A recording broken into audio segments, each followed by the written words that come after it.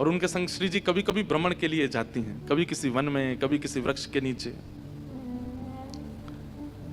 आहा, इतने में ही श्याम सुंदर भी यमुना तट पर पहुंचे हैं। यहां पर मेरे मन में आई अपने आप कि ठाकुर जी को यह तो पता है कि किशोरी जी मिलेंगी आज, इसीलिए मुकुट पहन करके गए। और जब तक प्रथम मिलन हुआ नहीं किशोरी जी से, तब तक ठाकुर जी रोज ही मुकुट पहन के जाते, पता कब मिल जाएं। लेकिन ये जो बात आई है कि गए श्याम रव तनिया के तट, अंग लगाए अंग लसत चंदन की खोरी, ये तो भाई पुराना स्वभाव है, ठाकुर जी से ही प्रारंभ भयो है कि प्रियतमा से मिलने के लिए जा रहे हैं तो सज धज के गए। और कैसे गए? चंदन लगा के गए, कहीं मेरो श्याम वर्ण नहीं दिखाई दे, कहीं मैं कारो हूं ऐसा नहीं पता चले। बेचारे जो छोरा छापरे कारे हो, मैं वो इतने क्रीम पाउडर लगा के जामे, या जो कन्या भी हो वो भी थोड़ा सच के जावे कि मेरा सांवलापन नहीं दिखे। तो ये आप ही नहीं हो, ठाकुर जी भी काय को इतना चंदन लगा के गए। अंग लसत चंदन की खोरी, मतलब केवल चंदन छुपाया नहीं है, पूरे मोटे मोटे चंदन की परत लगा के गए अपने अंग पे कि कहीं मेरो श्याम वर्ण, अगर श्री जी आ गई तो कहीं दिख नहीं जाए।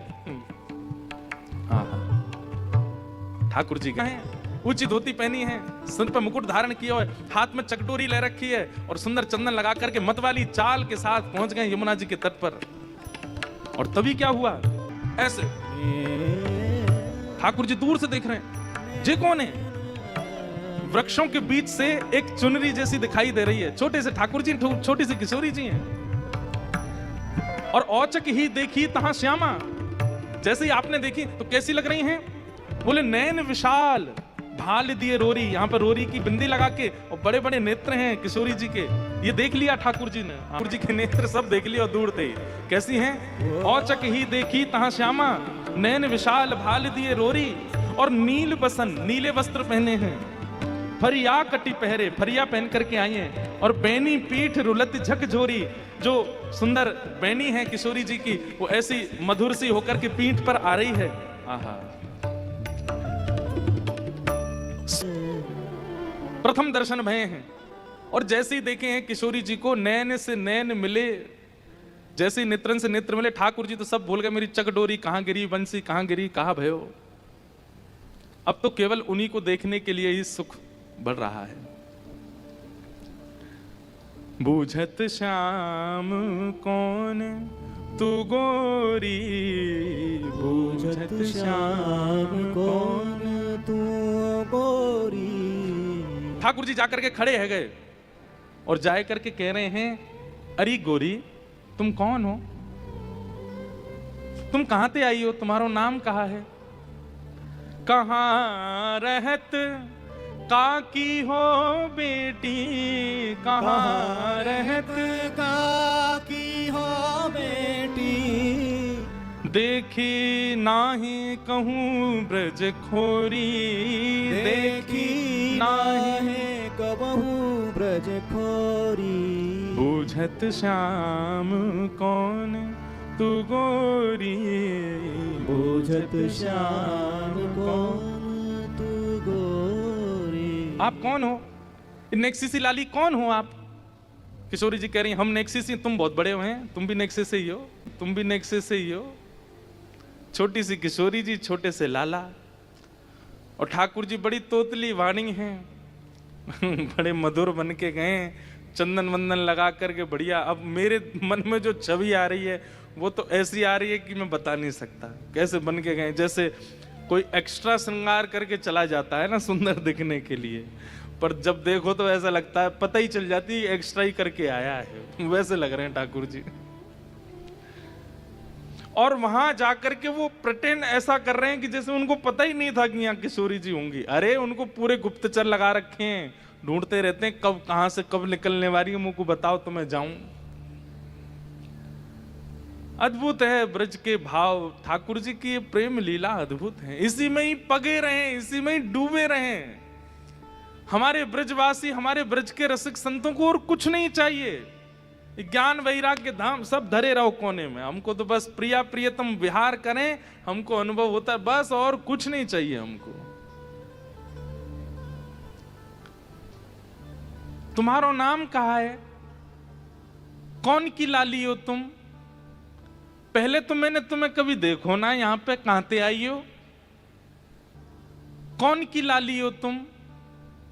पहले तो मैंने तुम्हें कभी देखो ना, यहां पे कहां ते आई हो? नेक अपने बारे में बताओ। किशोरी जी देख रही हैं ठाकुर जी को, जी अपना परिचय नहीं दे रही हैं, और परिचय ना दे करके केवल इतना कह रही हैं, हम यहाँ कायकू आवेंगी, हमारो आवे को यहाँ कोई ऐसा कारण नहीं है। और परिचय ना दे करके केवल इतना कह रही हैं, हम यहाँ कायकू आवेंगी, हमारो आवे को यहाँ कोई ऐसा कारण नहीं है। हमारे भानु बाबा की पौरी बहुत बड़ी है। पौरी मतलब हमारो जो आंगन है, हमारो जो महल है, वो खूब बड़ा है। सब लोग इधर देखो, ध्यान से सुनो। हम तो वहीं खेलती रहती हैं, हमें यहां आवे की जरूरत नहीं है।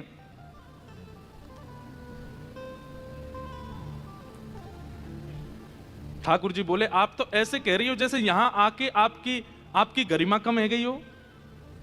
अरे भैया, पता है कि तुम्हारे बाबा को बहुत बड़ा महल है, बहुत बड़ा सब आंगन है, सब चीज ठीक है, तो आपने परिचय दियो नहीं, नाम बताया नहीं, सीधे कह रही हो कि हम यहाँ क्यों आएंगी, हमारे तो बाबा कोई महल है। तो अरे तो बड़ा हो तो वहीं रहो, यहाँ आ काई को गई हो? और वैसे यहाँ आवे में दिक्कत का है, काई को ना आओ आप यहाँ पे खेलवे? पहले तो मैंने आपको देखो नहीं। किशोरी जी कह रही, कहा बताऊं, मैंने एक छोरा के बारे में सुनी है यहाँ पे। बोले कौन सा छोरा? बोले सुनत रहत श्रवणन नंद धोटा, सुनत रहत। ये बिल्कुल हमारी गौर ब्रज भाषा के शब्द हैं। बोले मैंने एक छोरा के बारे में सुनो है। ठाकुर जी बोले कौन सा छोरा? बोले नंद जी को ढोंटा, ढोंटा माने छोरा, नंद जी को लाला। वाक्य बारे में मैंने बहुत सुनो है। ठाकुर जी ने एक अदा में, अच्छा कहा सुनो वाक्य बारे में? बोले करत फिरत माखन की चोरी, करत फिरत माखन की चोरी। बोले हम तो वही के डर के मारे नाम है। अब भैया बड़े कुल खानदान की छोरी हैं, ऐसे महंगे महंगे आभूषण हैं, ऐसे महंगे महंगे कड़ूला हैं, चलो ठीक है माखन की चोरी करे, लेकिन चोर को तो नियत बिगड़ जाए ना, पहले छोटी चोरी करे, फिर बड़ी करे, फिर बड़ी करे। अब कहीं वो नंद को छोरा आ गए और माने कहीं मेरे हाथ के कड़ूला और कान के कुंडल चुरा लिए तो, या हमारे वाह के डर के मारे हम ना आमे यहाँ पे। हम तो अपने बाबा के खिरक में वहीं खोरी में ही खिलती रहे। ठाकुर जी बोले वैसे तो बात ऐसी है, बदनाम कर दिया बेचारो नंद जी को छोरा। अच्छा तुम जानो भाई? ठाकुर जी कह रहे हैं हम भाई जानू, मेरो जान। अरे तो फिर तुम भाई बुलाए दोगे यहाँ पे, मैं जा रही हूँ। ठाकुर जी कह रहे तुम काहे को जा रही हो, यहीं बैठी रहो ना। तुम रो कहा चोरी हम कीन हो, तुम रो कहा चोर हम लीन हो। तुम्हारी कछु चोरी करी मैंने? बोले ना अभी तक तो सब ठीक है। बोले तो फिर आगे भी ठीक रहेगा, काहे को ऐसे मतलब ठाकुर जी वो नहीं कह रहे नंद जी को लाला मैं ही हूं, बताया नहीं है अभी तक। बोले तुम्हारा कुछ चुराया मैंने? बोले ना, बातें डरो तो डरती रहो, मेरे संग तो खेल लो।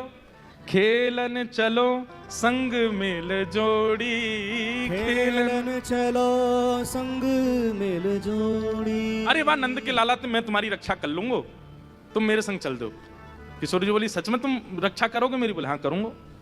किशोरी जी चल गई। आहा सूरदास जी कह रहे हैं, बोले ऐसी चिकनी चुपड़ी बात करी है कि किशोरी जी वही में भेल गई हैं। चलो, और रास्ता में चलते चलते कह रहे हैं वैसे नंद जी को लाला इतना बुरा ना है।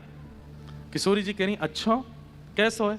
वो बड़ा सुंदर है वो। बोले अच्छा तुम तो ज्यादा सुंदर है ना, मुंह तो ज्यादा तो ना है, खैर मेरे जैसा ही है।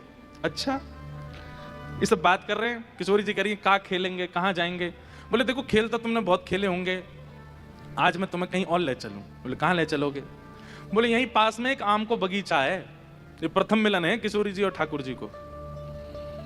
अच्छा सब सखियां जो अष्ट सखियां है ना, ये कहीं कहीं किशोरी जी के प्रसादी के लिए कुछ फल वल लेने चली गई हैं, इसलिए ठाकुर जी एकांत में ले गए किशोरी जी को। और किशोरी से कह रहे हैं हे श्यामाजू यहाँ पास में एक बगीचा है, वहां आम के पेड़ बहुत लगे हैं, आप कहो तो मेरे पिताजी को ही बगीचा है, वहां चल के बढ़िया प्रेम से आम खाएंगे। अच्छा बात सुनो, ये आम का बगीचा किसी और का था, और ये श्री मधुमंगल श्री दामा आदि सबरे सखान की नजर ही आमन पे बहुत दिनान थे। उनने जाए करके ठाकुर जी ते कही वो लाला आम खावे को बड़ो मन है, पर ये आम के बगीचा को जो मालिक है बहुत क्रूर है, मार है, पीछे भगे, हम तो तब जानेंगे, तू भीतर ते आम लेके आ जा। तो ठाकुर जी बोले एक पंथ दो काज, श्री जी के संग खेलना भी है, जा वो आम भी तोड़ लाऊंगा। और नेक इनको ये बड़ी चोर चोर कह रही हैं हमको, ने इनको भी मजो चकाए दूंगो, अपना स्वभाव कैसे छोड़ूं। तो श्री जी को लेकर के बोले ये हमारे पिताजी को आम को बगीचा, यहाँ में चलो भीतर प्रेम से आम पामेंगे। श्री जी बोली ठीक है। बोली वाली श्री जी बेचारी चली गई भीतर। एक आम के वृक्ष के नीचे पके भाई आम लगे हैं सब, बस टूट गई बारे हैं। किशोरी जी बोली चढ़ जाओ ऊपर, ले लो आम तोड़ लो ऊपर से। ठाकुर जी बोले मुंह पे चढ़नो ना आवे, तुम चढ़ जाओ, मुंह पे ऊपर चढ़नो ना आवे। एक बहुत सुंदर पद है ये वन बिहार का कि ठाकुर जी कह रहे हैं मुंह पे चढ़नो ना आवे, तो किशोरी जी कह रही हैं फिर कहा करें। बोले आप एक काम करो, मेरे कंधा पे चढ़ जाओ, मैं आपको लेकर के यूं खड़े हो जाऊंगा, आप ऊपर से फिर आम तोड़ ली हूं। श्री जी कह रहे हैं ठीक है। तो ठाकुर जी ने कैसे किशोरी जी को, तो वह पद में ऐसा भाव है कि किशोरी जी को कंधा पे चढ़ा लें ठाकुर जी, वो कंधा पे चढ़ा के कहें हाँ श्री जी आई हाथ में डाल। बोले अभी ना आई। बोले नेक उठो। तो ठाकुर जी ऐसे अपने पंजान पर खड़े हो गए, तो श्री जी के हाथ में डाल आ गई। जैसे ही डाल आई तो श्री जी ने डाल पकड़ ली। ठाकुर जी के मन में कौतुक आया, जे बढ़िया है। जैसे ही श्री जी ने डाल पकड़ी सोई ठाकुर जी ने पाम हटाई दिए, खुद भाज गए, श्री जी लटक गए वही सो। ऐसा सुंदर पद है, लेकिन लीला ऐसी नहीं। लीला में कहावे वो सुनो। ठाकुर जी बोले मैं ऊपर ना चढ़ पाए रहो, आप चढ़ जाओ। किशोरी जी बोली बड़े सीधे हो, बड़े भोरे हो तुम तो। ठाकुर जी नेक नेक शर्मा रहे, बोले कहाँ बताऊं, ऐसा ही हूं मैं तो, मैया ने सिखाया ही नहीं कभी ऊपर चढ़नो। बोले अच्छा चलो ठीक है, तुम नीचे एक काम करो, ऐसी पीताम्बरी कर लो, मैं ऊपर से आम फेंकती रहूंगी नीचे। ठीक है। जय अब ठाकुर जी जानते हैं कि ऊपर चढ़े नहीं कि बगीचा को मालिक देख लेगो, और कहीं मोए देख लियो तो पीछे पीछे नंद भवन तक आ जाएगो। श्री जी चढ़ा देंगे ऊपर। श्री जी चढ़ गई ऊपर। अब चढ़ करके ऊपर से आम तोड़े। ठाकुर जी नीचे पीताम्बरी लेके, हाँ श्री जी यहाँ घेरो। ऊपर से आम गिर, तो खूब सारे आम है। ठाकुर जी गिनती कर रहे हैं, सबरे सखान के बट में आ जाएंगे, इतने तो है जाएं। दो चार ने और गिरो, वहां चारों ने गिर दो। श्री जी कह रही हम दो ही तो हैं, इतने आम को, अरे बढ़िया प्रेम से आमरस बनवाऊंगा आपके काजे, फिर लेके आऊंगा, नहीं दे दो ज्यादा से। जैसे ही ठाकुर जी ने देखी कोटा पूरा है गयो, सब सखान को भी है गयो, मेरो भी है गयो, तो दो आम तो वहीं धर दिए नीचे। बोले श्री जी बाद में उतरेंगी, जी लेके भाजेंगे, मैं भागू यहाँ से। ठाकुर जी बोले आप नीचे उतर आई हो, मैंने किनको जमुना जी में धोके लाऊं। ठाकुर जी, श्री जी बोली मैं चल रही हूँ। ना आप रुको, मैं आऊं।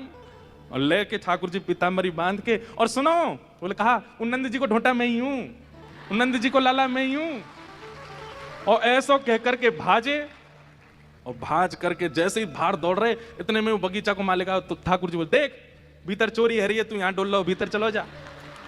ठाकुर जी तो आम लेकर के माते भाज गए। किशोरी जी ऊपर चढ़ी हुई हैं, दूर ते अष्ट सखी टेर लगा रही हैं, हे श्यामाजू, हे किशोरी जी आप कहाँ हो। तो किशोरी जी कह रही मैं तू यहाँ पे आओ। तो यहाँ से सखी भी सब आ गई, और नीचे डंडा लेकर के खड़ो है बगीचा को स्वामी, नीचे आओ, हैं तुम छोरी है कि चोरी करो।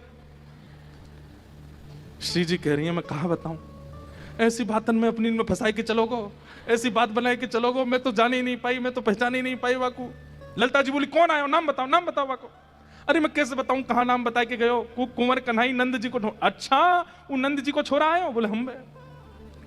किशोरी जी बोली आज तक तो केवल सुनी, ऐसो है, लेकिन आज अनुभव कर लियो। लेकिन किशोरी जी के चित्त पर ऐसी छाप पड़ी है। ठाकुर जी भले ही करके गए लीला, लेकिन किशोरी जी को बार बार वो मंद मुस्कान, वो कटाक्ष नेत्र, वो चाल, वो चलन, वो हस्तकमल को पकड़नो, वो ऐसी बात बनानो, ऐसे मत, वो सब चित्त में बैठो। रास्ता भर सबरी सखी घेर करके कहती जा रही हैं श्री जी हमने आपसे पहले ही मना करी, बाहर नहीं जानो है, वृषभान भवन में ही खेलेंगे, और जी नंद जी को छोरा तो ऐसो है। लेकिन श्री जी के तो आज चित्त में बस गए। हाँ, वो प्रिय स्वरूप बस गया है। और यहां ठाकुर जी आ तो गए आम लेकर के, सब सखा बोले जय हो लाला तेरी जय हो, सदा ही जय हो। पर ठाकुर जी के चित्त में भी पीड़ा हो रही है कि मैंने श्री जी को बहुत श्रम कराया। प्रथम मिलन तो बहुत हुआ,